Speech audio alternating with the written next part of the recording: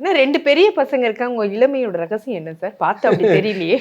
இல்ல அரசியலுக்கு வந்து சீக்கிரமா வயசாயிருவேன் நானு. ஏன்னா அவ்வளவு தூரம் வந்து ஒரு ஸ்ட்ரெஸ்ஸு ஸ்ட்ரெஸ்ஸு பணிச்சுமையே நான் இது வரைக்கும் என்னன்னா அந்த 7 வருஷத்துக்கு முன்னாடி வரைக்கும் என்னன்னா உடற்பயிற்சி ரெகுலராக செய்வேன் நான். ஒரு நாளைக்கு பார்த்தீங்கன்னா ஒரு 3-4 கிலோமீட்டர் ஓடுவேன். அடுத்த நாள் பார்த்தீங்கன்னா ஸ்ட்ரென்தனிங் எக்ஸசைஸ் பண்ணுவேன்.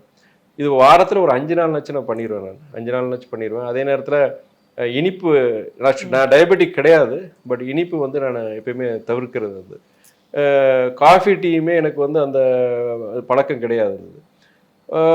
ப்ளஸ் பொறுத்த வரைக்கும் என்னன்னா நான் ஒரு ரொம்பவும் ஸ்ட்ரெஸ் பண்ணிக்க மாட்டேன். நான் எதுலேயுமே கண்டென்ட்மெண்ட் சொல்கிறாங்க இல்லையா, போதுமன்ற மனமே பொன் செய்யும் மருந்துங்கிறத நான் இன்னைக்கு இல்லை 27-28 வயசில் அதை நான் கடைபிடிக்க ஆரம்பிச்சேன். நம்ம வாழ்க்கையை நம்ம நல்லா இருக்கணும், நம்ம இன்னைக்கு சந்தோஷம் நம்ம கூட இருக்கணும்னா இந்த போதுமன மனமே பொன் செய்யும் மருந்துங்கிறத நம்ம கடைபிடிக்கணும்னு சொல்லிட்டு பெருசாக நான் ஆசைப்பட்டது கிடையாது. இருக்கிற ஒரு தொழில், நமக்கு இருக்கிற சொத்து பத்துகள் இருக்குது, அதோட நம்ம ஒரு ஒரு ஒரு ஒரு ஒரு நமக்குன்னு மாதம் அந்த வருமானத்துக்கு உண்டான ஒரு தொழில் போதும். அதை வச்சு சிக்கனமாக இருந்து அதை வச்சு நம்ம வந்து முதலீடுகள், நம்ம ரியல் எஸ்டேட்டில் தான் முதலீடுகள் பண்ணிக்கிட்டேன்னா போதும். நிறைய பேர் இன்ஃபேக்ட் தொழிலதிபர்கள் எங்கள் வீட்டுக்கு அப்பா சந்திக்கு வரும்போது இந்த வாய்ப்பை நீங்கள் இது பண்ணிக்கலாமே, இந்த வாய்ப்பை நான் உருவாக்கி தரேன்னு சொல்லும்போது எனக்கு வேண்டாம். சில பேர் ரொம்ப ஏன் இப்படி இருக்கேன்னு கூட சொல்லியிருப்பாங்க. எனக்கு இல்லை, எனக்கு இதுதான் பிடிச்சிருக்கு.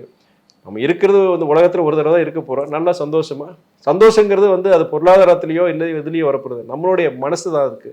எனக்கு பொறுத்த வரைக்கும் இது போதும் நான் நினைக்கிறேன்னு சொல்லிட்டு நான் பலமுறை சொல்லியிருக்கேன். அந்த 6 மணிக்கு மேலே பார்த்தீங்கன்னா ரொம்ப நான் பொதுவாக சர்ச்சைக்குரிய நபர்கள், அது யாராக இருந்தாலும் சரி, நண்பர்களாக இருந்தாலும் சரி, உறவுகளாக இருந்தாலும் சரி, 6 மணி 7 மணிக்கு மேலே ஃபோனை நான் எடுக்க மாட்டேன். நான் நல்லா பேசுகிறவங்ககிட்ட, பாசிட்டிவாக பேசுகிறவங்க, இதாக பேசுகிறவங்ககிட்ட நான் பேசுவேன் செய்வேன் நான். ஆனால் இந்த மாதிரி சில அந்த மாதிரி சர்ச்சைக்குரிய எதுவுமே 6-7 மணிக்கு, ஆனால் அதெல்லாம் அந்த 7 வருஷத்துக்கு முன்னாடி தான். இப்போ வந்து அது கிடையவே தவிர்க்கவே முடியாது. தவிர்க்கவே முடியாது. Jayachandran textile, now at Keelkattalai.